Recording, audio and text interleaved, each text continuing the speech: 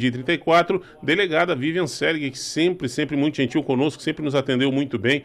Delegada, obrigado pela conexão. A gente te peço desculpas aí, atrasei um pouquinho na entrevista com o prefeito Beto Kirten. Agora já estamos com a transmissão com imagem com a delegada, para quem for acompanhar. Muito boa tarde, seja sempre muito bem-vinda aqui no Grupo Hiper. Muito obrigada, Rafael. Espero que estejam me ouvindo bem. Estou aqui na delegacia porque tinha alguns atendimentos já agendados, mas é sempre uma satisfação conversar com os ouvintes da Hiper. Não estás descuidando do almoço, né, delegada? Só alterou o horário. Ah, não, a gente ainda não almoçou por aqui. A gente almoça quando o trabalho nos deixa. Delegada que segue à frente, foi responsável pela implantação daquele novo núcleo de investigações aí sobre crimes cometidos contra a mulher. Como é que está o desenvolvimento desse trabalho, delegada? Então, Rafael, ano passado eu assumi uma missão de montar a primeira delegacia de proteção aos direitos das mulheres dentro da DEIC, da nossa Diretoria de Investigação Criminal, um âmbito estadual. Após cumprir essa missão que foi dada pelo atual delegado, pelo então delegado-geral, pedi o retorno à minha lotação, que é Tubarão, para ficar efetivamente mais próximo da família. A delegacia está a todo vapor, a DPDM hoje é uma realidade, funcionando de vento em popa, então eu fico muito feliz pela oportunidade de ter inaugurado essa delegacia, de ter sido a primeira delegada a titularizá-la, e estou assim com aquela sensação de dever cumprido no final da carreira e voltando para a cidade de Tubarão, que é uma cidade que eu tenho no fundo do meu coração, sou uma cidadã tubaronense e sempre trabalhando na defesa e proteção das mulheres hoje aqui na DPCAM. Mas não está meio cedo para falar em aposentadoria? Falando em fim de carreira, delegada, a gente espera o seu trabalho mais tempo conosco aí. É que nós estamos no fim da carreira, mas teremos muitos anos ainda para cumprir. E sempre trabalhando em prol da segurança pública e na defesa dos direitos das mulheres. E o nosso ano, como costumeiramente o ano de 2023 começou bastante tumultuado, com muitos registros de violência contra as mulheres, muitas medidas protetivas. Já estamos aí com 3 feminicídios no nosso estado, por óbvio que nenhum aqui na nossa região, mas, enfim, muito trabalho a ser feito na área da violência contra as mulheres. O feminicídios não, mas lamentavelmente violência contra a mulher, a gente volta rotineiramente a essa pauta, seguido aqui no nosso boletim policial, passa por isso, essa semana já tivemos, enfim, são casos que nos entristecem. No fim do ano passado eu ouvi uma fala sua, quando estive aí acompanhando aquela questão do pastor, depois a gente pode falar disso um pouquinho, mas a senhora estava fazendo um lamento como profissional da segurança pública no aumento de descumprimentos de medida protetiva, não é? Que os homens não estão respeitando nem a medida protetiva judicial, muitos estão infringindo regras, estão se aproximando perigosamente das mulheres. Perfeito. E nesse ano nós já prendemos preventivamente um investigado por descumprimento, porque nós entendemos que é inadmissível que uma medida protetiva imposta venha a ser descumprida por aquele agressor, que é um ex-companheiro, um ex-namorado. Então, nesse ano, nós já executamos, já com a primeira prisão preventiva por descumprimento de medida protetiva. Até ontem, final da noite, nós já tínhamos 15 medidas protetivas de urgência requeridas ao Poder Judiciário. E está passando um carro de som aqui. Não, mas o seu áudio está saindo bem aqui, não tem problema. Entrou um ruidinho do carro de som só. Ó, daqui a pouco a gente vai ouvir a oferta dela aí, mas tá tudo bem, não tem problema não. Oh, meu Deus. Então, eu repito aqui, no final da noite de ontem, nós requeremos a 15ª medida protetiva de urgência, hoje, dia 11, então significa que nós estamos pedindo mais de uma medida protetiva de urgência por dia. No ano passado, Rafael, nós finalizamos o ano com quase 400 medidas, foram 370 medidas protetivas de urgência requeridas, então mais de uma medida por dia. Então, é um assunto que, infelizmente, nós temos que estar o tempo inteiro retomando, discutindo sobre a importância de trabalharmos isso não só de forma repressiva, que é um dever da Polícia Civil, mas de uma maneira muito mais ampla, envolvendo a educação, envolvendo toda a rede, assistência, saúde, enfim. O trabalho é bastante árduo, mas precisamos, como sociedade, estarmos unidos nessa pauta. É algo que quando eu imagino para a senhora, querida, no dia a dia, porque a gente que vai fazer cobertura de uma matéria ou outra, às vezes a gente já fica envergonhado, porque quando sai a medida protetiva, geralmente a violência já chegou num nível, além de um nível muito alto, de longo tempo já, né? A mulher já sofreu várias agressões até que saia uma medida protetiva, na maioria dos casos, até que ela tenha coragem, inclusive, de fazer a denúncia, de ir buscar uma proteção nessa situação. E parece que mesmo assim ela está desprotegida, né? Porque o homem ainda se sente muito à vontade de ir lá e voltar a ameaçar e voltar. Acompanhei agora recentemente em Laguna um caso, já com medida protetiva, ele indo ao local de trabalho dela, expondo para todos os colegas, ouvindo a ameaça, assim, quer dizer, algo. Parece que para eles é meio cultural, é rotineiro, aquela história do que isso não vai dar nada, né? É meio assombroso de ver isso, né, delegado? Sim, infelizmente acontece. Geralmente, as medidas principais de deferimento de medida protetiva são para um não contato com a mulher em situação de vítima. Então, para não fazer contato por nenhum meio, ou seja por mensagem, por telefone, ou se aproximar dessa mulher em uma determinada distância, 50, 100 metros. E mesmo assim, os agressores, eles não se contentam e há esse descumprimento. Então, a DPCAM vem informando, vem trabalhando muito para que nós consigamos, sim, diminuir esses episódios de violência contra a mulher e podermos trabalhar efetivamente nos casos mais graves, crimes contra a dignidade sexual, seja de mulheres, também de crianças, infelizmente, adolescentes. Enfim, a violência, ela nunca será extirpada, ela sempre existirá.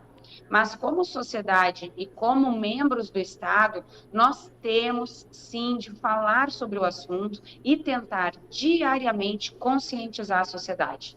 Não tenha dúvida disso. Há muito pouco tempo era uma coisa muito cultural de que o homem era meio que proprietário da família, assim, né? Ele era proprietário da mulher, proprietário dos filhos, ali ele podia bater, ele podia... Isso nós estamos falando de pouco tempo, coisa de 20 anos, um pouquinho mais talvez. Havia ainda uma... Não se bota a colher, ninguém pode fazer nada dentro da casa deles. Graças a Deus, aos poucos vem mudando. Talvez a próxima geração veja um mundo menos agressivo, especialmente mais igualitário em direitos e que as mulheres não passem por isso com tanta frequência como a gente vê. Como tu disseste, a violência vai ser difícil extirpar, mas no volume que a gente presencia hoje ainda é muito assustador. Tu comentaste, delegado, tu comentaste agora a respeito de crianças, adolescentes, e aí nos remete a uma pauta que nós aqui da mídia, da imprensa, temos sido muito cobrados sobre a questão, aquele caso que polemizou muito no ano passado do pastor. Em que pé está aquela investigação? Já está no Ministério Público? Enfim, atualiza a gente, por favor.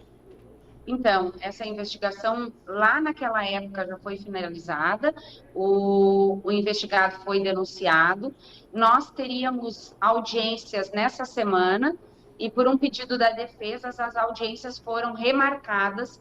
Então, eu, por exemplo, serei ouvida no mês de fevereiro. Então, a partir de lá, haverá toda a instrução do processo dentro do trâmite que é previsto no Código de Processo Penal.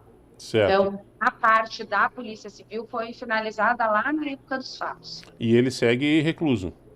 Segue recluso. Segue recluso. Outro questionamento que acho que até algumas pessoas meio que próximas da igreja ou da família dele têm feito para nós é se há um limite de tempo para essa prisão dele até que o julgamento aconteça ou enquanto não houver o julgamento ele vai seguir detido. Isso é uma análise que é feita pelo juiz, a pedido do Ministério Público. Se o Ministério Público, que é o titular da ação penal, entende que há elementos e que a manutenção da prisão preventiva dele é essencial para o andamento da instrução, ele permanecerá preso. Não há um prazo por lei da prisão preventiva.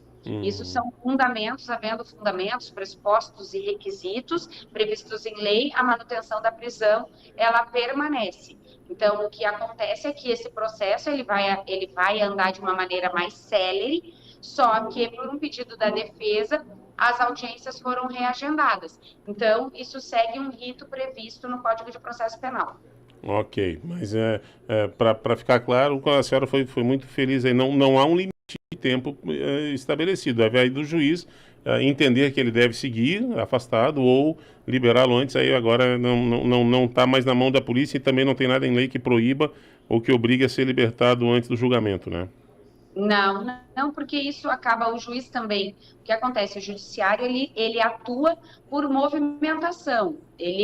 O Ministério Público, a polícia, né, movimentam o judiciário. Então, o Ministério Público muito provavelmente entende por elementos suficientes para a manutenção dessa prisão preventiva. Então, a prisão preventiva ela não tem um prazo específico e ela pode perdurar durante todo o processo penal.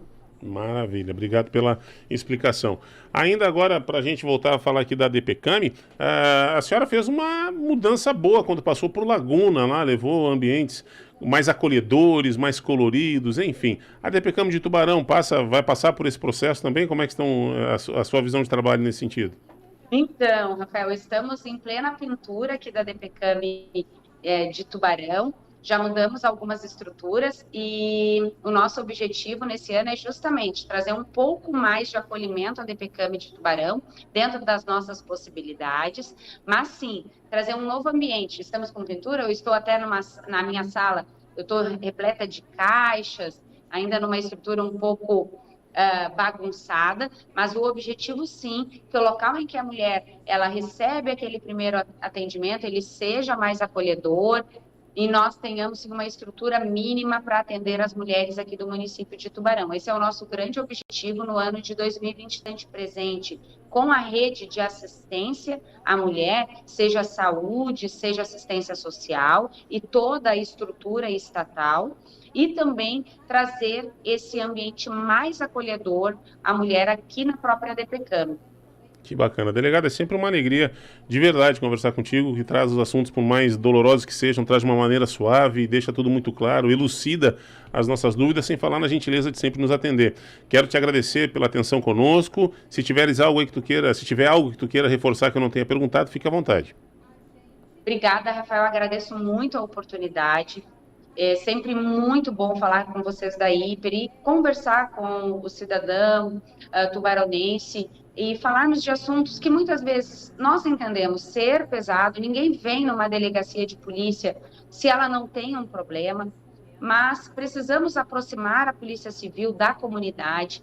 Eu entendo desde a época que eu estava em outras delegacias, estive delegada regional, que a aproximação da sociedade com a Polícia Civil, só quem ganha são todos nós. Então, venha à delegacia quando houver alguma dúvida, marque um atendimento. Hoje nós temos a delegacia virtual, os nossos boletins de ocorrência, grande parte deles. Hoje nós estamos com de 70% a 80% dos nossos boletins de ocorrência, eles são registrados por intermédio da delegacia virtual. Isso foi um grande avanço, a Polícia Civil na palma da mão do cidadão. E havendo a necessidade, principalmente as mulheres, em que os casos são mais sensíveis, procure a delegacia da mulher para um diálogo, para um atendimento. Não necessariamente entenda que a sua vinda à delegacia da mulher resultará num boletim de ocorrência. Uma mulher bem informada, ela exerce a sua cidadania, os seus direitos de forma muito mais coerente e equilibrada. Então, procure, informe-se e nós estaremos aqui sempre da melhor maneira possível para atender todas as mulheres aqui do nosso município. Os números de emergência e também de denúncias, eu vou reiterar aqui, Rafael, que eu penso muito importante. Nós temos a ferramenta da delegacia virtual, mas nós temos o número 181 de denúncia anônima da Polícia Civil, o número nacional 180 para as mulheres que precisem ou estão em locais inóspitos, porque aqui, sempre nessa fala, há mulheres de outros municípios que também nos ouvem. E, caso seja necessário, procure a nossa delegacia, acione em caso de emergências o número 190. Agradeço muito a oportunidade, já me estendi. Desejo a todos que estão nos ouvindo um excelente ano de 2023 e que homens e mulheres consigam relacionar-se de uma maneira mais harmoniosa. e que quando houver o término da relação, que ela não se dê por intermédio de violência, porque a violência não leva o ser humano a lugar nenhum. É. E o arrependimento não repõe o estrago feito. Delegada Vivian Selig Garcia, sempre uma honra conversar contigo. Obrigado, saúde, bom ano novo, bom 2023. Tudo de bom aí. Até mais. Bem, a nós.